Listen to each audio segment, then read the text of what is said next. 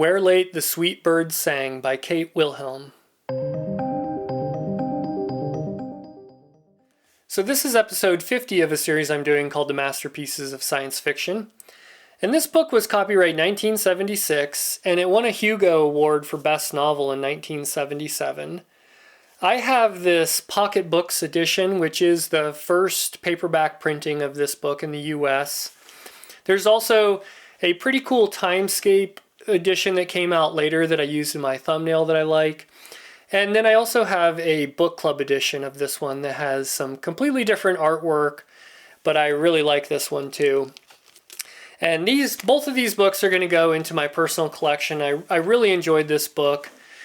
The title is very interesting, and I found out it was taken from a sonnet from William Shakespeare, so it kind of solved that mystery.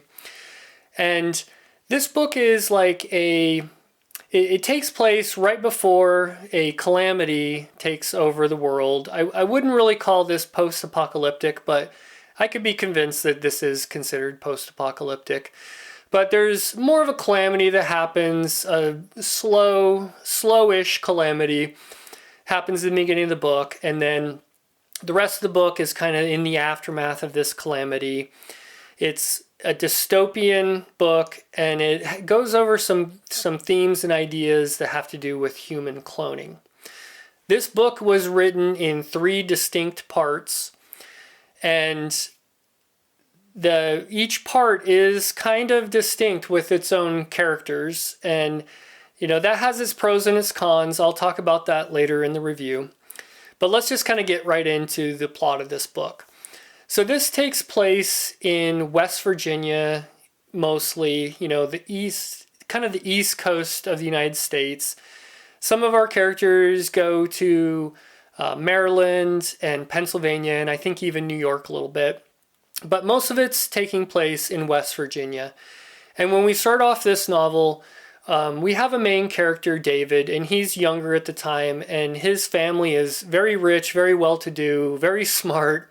And some of the elder members of this family kind of see what's happening in the world and kind of, in a way, predict that there is a calamity coming. And they take all their resources and their money, and they build a hospital and a kind of secret research institute in a cave in preparation for what they think is going to happen. And sure enough, due to pollution and climate issues and viruses and diseases and sicknesses, they are correct, and most of the world kind of goes into this calamity. It's kind of a slow calamity that ends up rendering any of the survivors basically infertile. And this family, through some of their ideas and research, they had experimented with some cloning with animals and livestock, and then they move on to experimenting with human cloning. And this seems to be one of the maybe few, if not only, ways to keep the human population going. And so they seem to be one of the only ones on the planet that maybe are doing this. We don't know what else is really happening around the world because communication starts breaking down, and this book is really just focused on this one area. So, the rest of the book kind of explores these themes. The cloning process is unique. We don't really know what a human clone, how they would act, if they would be different than a normal human. I mean, everyone can speculate on this, but as far as we know, there haven't been any human cloning. I mean, there could be. There's conspiracy theories about this. But she makes some predictions, some guesses. She comes up with some ideas about how these clones would act. And the way the family does the cloning, they do them in batches, and they use themselves as the clones. So it gets a little weird where you have a member of the family that clones themselves, and they'll clone between like 4 and 10 of them. Sometimes not all of them survive, sometimes all of them do. And these clones, they get this real sense of a a collectiveness between them. If one is separated from some of the other clones, they really experience a lot of distress and have some major issues. And as we go through the novel, we go through some different characters, different batches of clones. There's the hope that eventually humans will be fertile enough to start giving birth on their own. I don't want to spoil it and tell you whether that happens or not, because it does play kind of a big theme and part of this book, and it has a real impact on how some of our characters act. And it was done really well. So that's the majority of the book as far as the plot goes. Now, like I said, these themes that are brought up, the biggest one that stands out is just her interpretation of how these clones would act in this kind of collective mindset.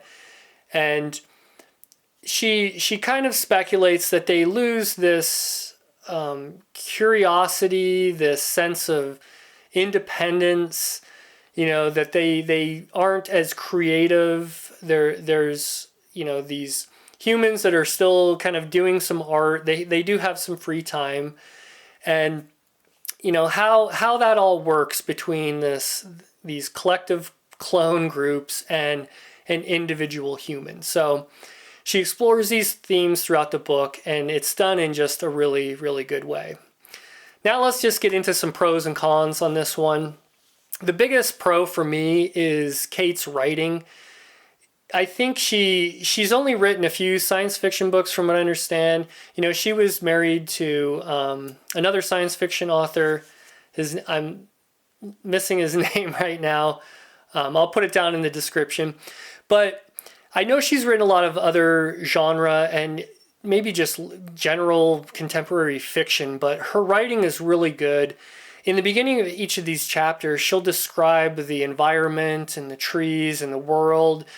And it almost reminded me of like Ray Bradbury in a way, but maybe a little bit more of an updated version. Even though she wrote this in the 70s, I think her writing holds up really, really good today. I think there's probably tons of people that imitate this style, and she probably was influenced as well, but her writing is just fantastic. The way she explored these themes was done really well. The pacing of the book was great. This was only just over a couple hundred pages.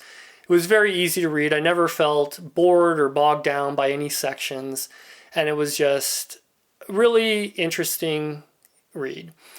As far as some cons go, like I said, this book was broken up into 3 sections, and you may or may not find out what happened to some of the characters, and I'll just leave it there. Now, I'm okay with that. I like kind of making up stories of what happened to lost characters. But when exploring some of these themes about these groups of clones compared to an individual, I was kind of hoping for a few more ideas to be wrapped up, but I'm not going to falter too much for that. This was overall just a fantastic read. So if you haven't read this one, I recommend it. That's that one. And next up, I'm on to Transfigurations by Michael Bishop. I am loving this book. So just stay tuned for that one coming up next. And once again, thanks for watching.